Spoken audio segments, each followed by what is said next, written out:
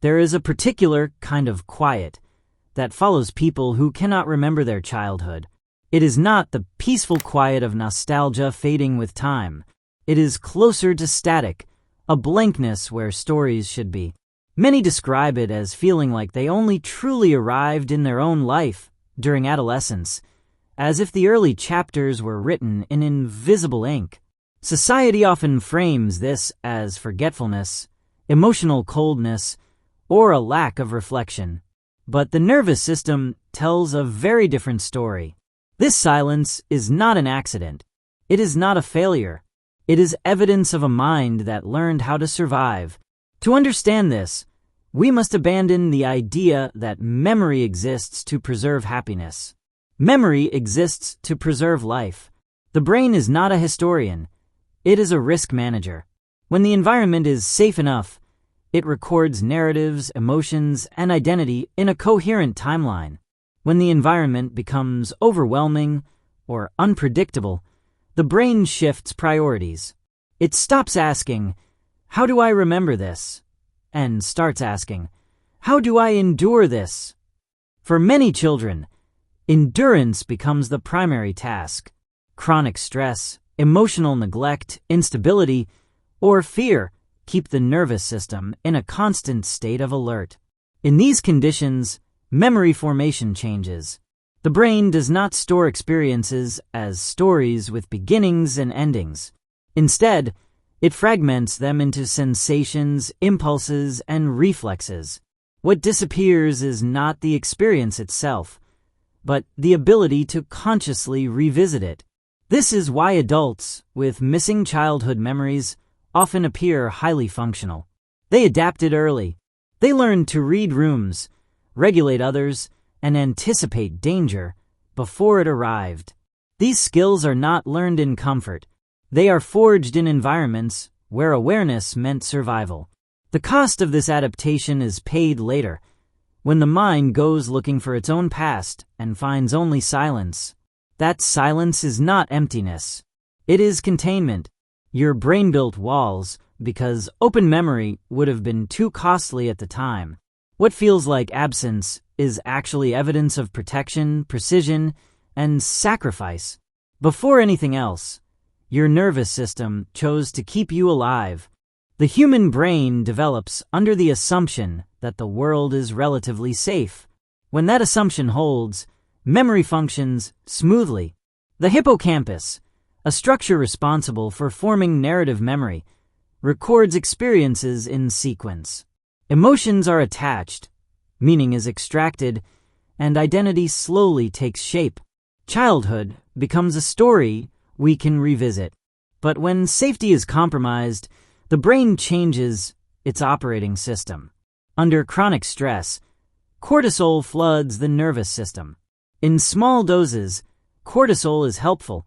It sharpens attention and prepares the body to act. In large or prolonged doses, it becomes corrosive. One of its first casualties is the hippocampus. When cortisol levels remain high, the hippocampus reduces its activity. It stops recording detailed stories because stories require reflection, and reflection requires safety. At the same time, another structure takes over, the amygdala. The amygdala does not care about stories. It cares about threat. It stores raw emotional data, fear, shame, panic, urgency, without context or timeline. This is why traumatic memory often returns as sensations rather than images. A tight chest, sudden dread, unexplained nausea, or dissociation are not random symptoms. They are memory expressed without language. For a child, this adaptation is life-saving. If you cannot escape your environment, your mind learns to minimize conscious awareness of it. By dampening narrative memory, the brain reduces emotional overload. It allows the child to continue going to school, speaking, smiling, and functioning, even while carrying overwhelming experiences beneath the surface. This is also why many people with childhood amnesia feel confused by their own reactions as adults. The body responds intensely to situations that seem minor. The mind searches for a reason and finds none. The truth is that the reason exists, but it was stored in a system designed for survival, not storytelling. Your brain did not forget because it was weak. It forgot because remembering fully would have made functioning impossible. What you lost in memory, you gained in adaptation. The cost of that exchange often appears years later, when safety finally arrives and the nervous system no longer needs to stay silent. One of the most misunderstood trauma responses is structural dissociation. This is not a dramatic or cinematic split in personality. It is subtle, adaptive, and incredibly common. Structural dissociation occurs when the brain separates aspects of experience in order to keep daily functioning intact. It creates a division between the part of you that lives your life and the part of you that holds overwhelming emotional memory. The daily self manages tasks, relationships, responsibilities, and appearance. This is the part of you that others see as capable, calm, and reliable. The traumatized self holds fear, grief, unmet needs, and unresolved sensations. These two parts coexist, but they are not in constant communication. The separation is not denial, it is containment. For a child, this separation is often the only option. When the source of distress cannot be escaped or confronted, the brain isolates it. The child continues developing academically and socially while the emotional weight is sealed away. This allows growth to continue under impossible conditions. As an adult, structural dissociation often presents as a sense of disconnection from oneself. People describe feeling hollow, numb, or unreal when alone. They may excel at supporting others while feeling absent from their own inner world. When the environment becomes quiet, discomfort emerges, not because something is wrong, but because the protective barrier is no longer being actively reinforced. Importantly, dissociation is not a flaw to eliminate. It is a strategy that worked. Problems arise only when the strategy outlives the danger. The nervous system continues guarding against a threat that is no longer present, and the body pays the price through fatigue, anxiety, and emotional distance. Understanding structural dissociation reframes the narrative entirely. You are not fragmented because you are broken. You are compartmentalized because your mind found a way to keep you functioning when wholeness was not yet safe. Keeping the past sealed away is not a passive process. It requires energy. Every moment that the nervous system suppresses memory, sensation, or emotion, it expends metabolic resources. This is why many people with childhood amnesia experience chronic exhaustion without an obvious cause. The body is working overtime to maintain internal containment. This phenomenon is often called the metabolic tax of trauma. The brain must constantly monitor internal signals to prevent old material from surfacing. Muscles remain tense. Breathing stays shallow. The autonomic nervous system rarely fully relaxes. Over time, this creates fatigue that sleep alone cannot resolve. Burnout in these individuals often feels confusing. They may not identify as traumatized. They may have achieved stability, success, or safety, yet their energy never seems to return. This is because the nervous system does not measure success by external standards. It measures safety by internal signals. When emotional memory remains unresolved, the body behaves as if the threat is ongoing. It conserves energy, limits exploration, and prioritizes vigilance. Rest feels uncomfortable. Stillness can feel dangerous. Silence invites sensations that were once overwhelming. This is why some people stay constantly busy. Productivity becomes another layer of protection. As long as attention is directed outward, the internal door remains closed. When life slows down, symptoms intensify, not because things are getting worse, but because the system finally has space to feel. Recognizing this cost is not about blame. It is about compassion. Your exhaustion is not laziness. It is not weakness. It is the predictable outcome of a nervous system that learned to survive by never fully standing down. Healing does not begin by forcing memory open, but by teaching the body that it no longer needs to guard so aggressively. Even when the mind forgets, the body remembers. This phenomenon is known as somatic memory. It explains why individuals with childhood amnesia often experience unexplained physical symptoms. Chronic pain, digestive issues, muscle tension, migraines, or anxiety can all function as expressions of unprocessed experience. The body encodes memory through sensation and movement. If a child learned to freeze, their adult body may default to stiffness or numbness under stress. If a child learned to stay alert, their adult nervous system may struggle to relax. These responses are not conscious choices. They are learned survival patterns. Because these memories lack narrative, they can feel intrusive and confusing. A racing heart appears without fear. A wave of shame emerges without cause. The mind searches for meaning and finds none, which often leads to self-criticism. "Why am I like this?" becomes a common refrain. The truth is that the body is speaking the language it learned first. Before children have words, they have sensations. When those sensations are overwhelming, they are stored exactly as they were experienced. Later in life, they resurface as physical signals, asking for acknowledgement. This is why purely cognitive approaches to healing often fall short. Insight alone cannot resolve somatic memory. The body must be included in the process. Gentle awareness, grounding, and regulation teach the nervous system that sensation can be experienced without danger.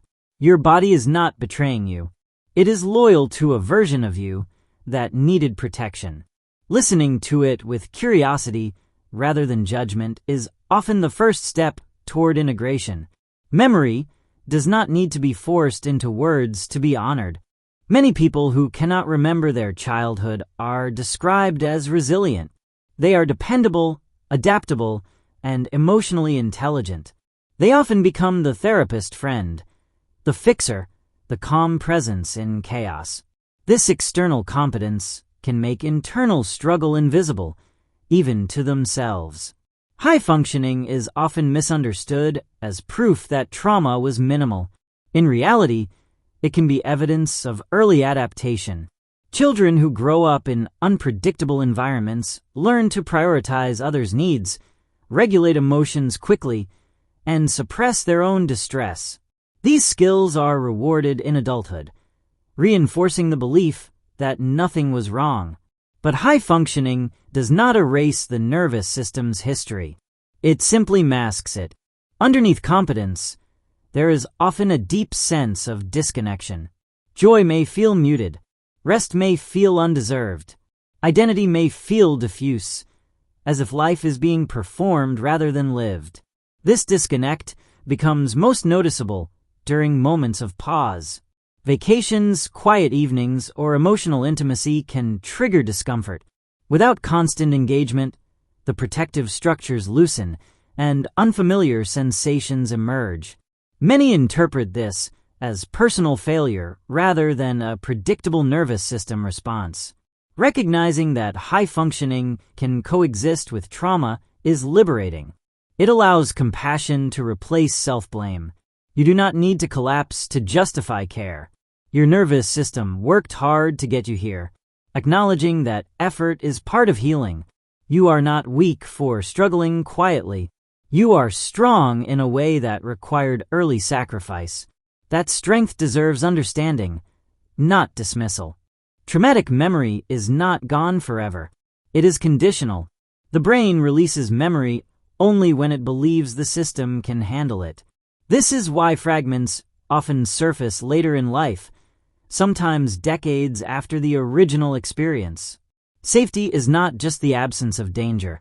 It is the presence of regulation, stable relationships, predictable routines, and emotional support signal to the nervous system that conditions have changed. Only then does the brain consider loosening its grip. This process can be unsettling. As memory fragments emerge, people may fear they are regressing. In reality, they are progressing. The nervous system is reassessing its environment and deciding that integration may finally be possible. Importantly, remembering is not required for healing. Some individuals never recover explicit memory and still achieve profound regulation and self-understanding. Healing is about reducing the cost of protection, not reconstructing the past. If memory does return, it should be approached slowly and with support. Forcing recall can overwhelm the system and reinforce dissociation. Trusting the brain's pacing honors the intelligence of the original adaptation. Your mind did not forget because it was careless. It remembers because it is careful. When it decides the time is right, it will open the door just enough to allow healing without harm.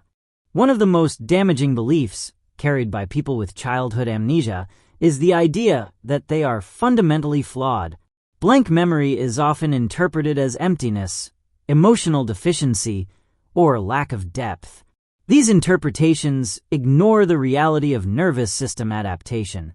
There is nothing broken about a system that prioritized survival. The absence of memory does not indicate absence of experience. It indicates that experience was intense enough to require containment. Reframing this narrative changes everything. Instead of asking, "What's wrong with me?" the question becomes, "What happened that made this necessary?" This shift invites curiosity rather than judgment. Understanding your memory as a shield allows you to approach healing with respect.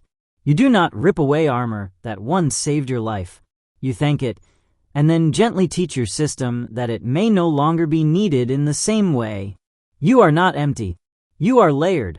Beneath the silence is a nervous system that learned, adapted, and protected with extraordinary precision. Honoring that intelligence is the beginning of wholeness. Healing does not begin with remembering. It begins with regulation. Teaching the nervous system that the present moment is safe reduces the need for dissociation. Breath, movement, rhythm, and connection all signal safety at a biological level. As regulation improves, emotional range often expands. Feelings become clearer and less overwhelming. This is not because the past is being relived, but because the present is being fully inhabited. For many, this is the first experience of embodiment. Feeling grounded in the body can be unfamiliar and even uncomfortable at first. Patience is essential.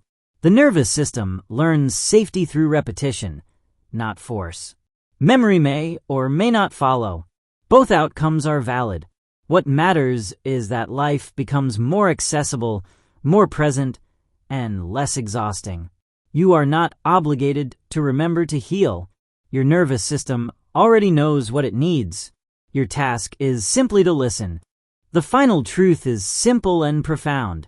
You remembered what you needed to remember. You forgot what you needed to forget. This was not a mistake. It was an act of biological wisdom. Your brain assessed your environment and made decisions on your behalf. It protected your ability to function, to grow, and to reach this moment. The cost of that protection is real, but so is its brilliance.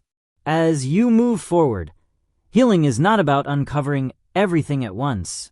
It is about creating a life where your nervous system no longer has to work so hard. Safety, connection, and self-compassion slowly replace vigilance. You are not late to yourself. You arrived exactly when it became possible. Your memory did not fail. It succeeded. And now, if you choose, you can begin to live not just as a survivor, but as someone who finally gets to rest. If this video put words to something you've never been able to explain, you're not alone.